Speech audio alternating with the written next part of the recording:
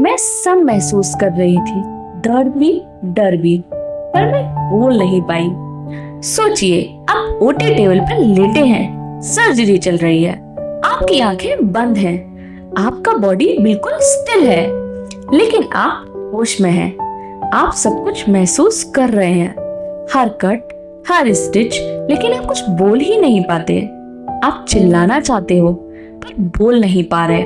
ये कोई horror film नहीं है, this is a real case. इसे कहते हैं anaesthesia awareness. I am doctor Minali, anaesthesiologist. आज मैं आपको बताऊंगी एक रियल केस के थ्रू एनेस्थीसिया अवेयरनेस क्या होता है। एक 32 years old female patient laparotomy surgery के लिए आई। सब कुछ नॉर्मल था, vital stable, induction smooth, propofol दिया गया, पेशेंट को इंटुबेट किया गया, सर्जरी स्टार्ट हो गई। लेकिन 15 मिनट बाद पेशेंट का हार्ट रेट सडनली इंक्रीज हो गया, बीपी भी ऊपर जा रहा था, लेकिन कोई मूवमेंट नहीं था। पैरालिसिस ड्रग के कारण वो हिल भी नहीं पाई। उस वक्त हमें लगा कि पेन रिस्पॉन्स हो सकता है। फिर हमने आईवी इन्फ्यूजन्स को चेक किया तो देखा प्रोपोफॉल का मेंटेनेंस डोज चल ही नहीं रहा था। पेशेंट होश में थी, उसने सब कुछ महसूस किया, कट, कॉटरी, प्रेशर, सब कुछ, लेकिन वो बोल नहीं सकती थी क्योंकि उसका पूरा बॉडी पैरालाइज्ड था। इस कंडीशन को कहते हैं accidental awareness during general anaesthesia. ये रेयर है लेकिन स्कैरी है। ऐसे केसेस में पेशेंट को होता है पेन, ओटी की साउंड्स, प्रेशर या कभी-कभी डॉक्टर्स का कन्वर्सेशन तक याद रहता है। सबसे बड़ा प्रॉब्लम ये है कि पेशेंट बोल नहीं सकता। वो फुल्ली अवेयर होता है लेकिन उसके मसल्स पर कंट्रोल नहीं होता। इमेजिन करो आपको दर्द हो रहा हो और आप बोल भी ना पाए।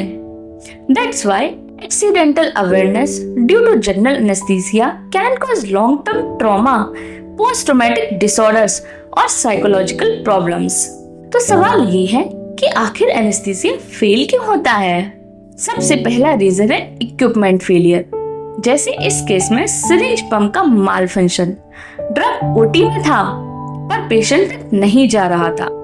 Second is the human error, कभी कभी मेंटेनेंस डोज भूल जाते हैं या डोज इनएडिक्वेट हो जाती है।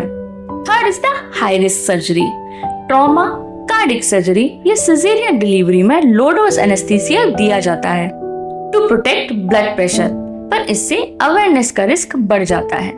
Fourth is the drug tolerance, जो लोग अल्कोहल या ओपियोइड्स रेगुलरली लेते हैं उनको ज्यादा डोज चाहिए होती है अनकॉन्शियस होने के लिए, तो ऐसे केसेस में भी डोज का इनएडिक्वेट रिस्पॉन्स हो सकता है।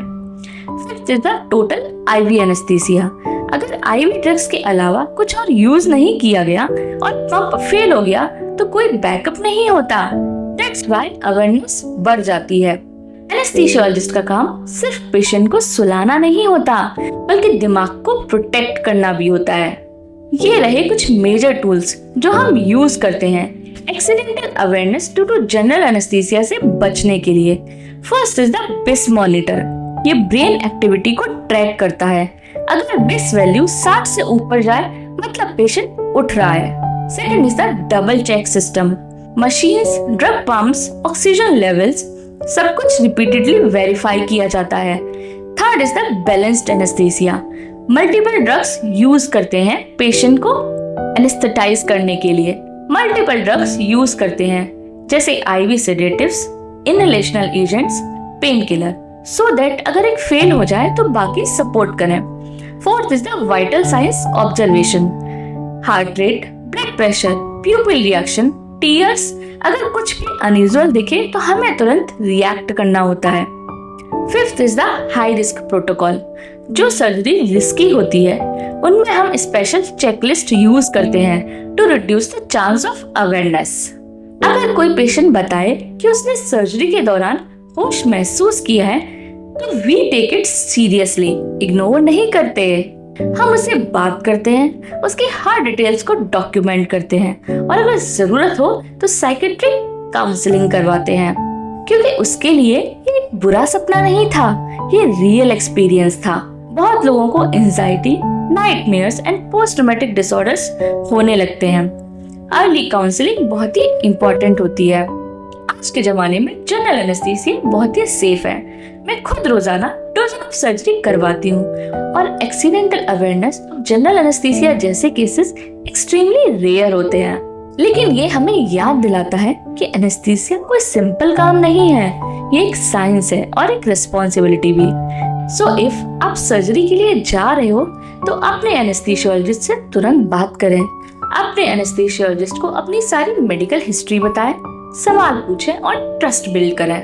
बिकॉज हमारा काम है आपको सेफ, अनकॉन्शियस और पेन फ्री रखना, नो मैटर व्हाट।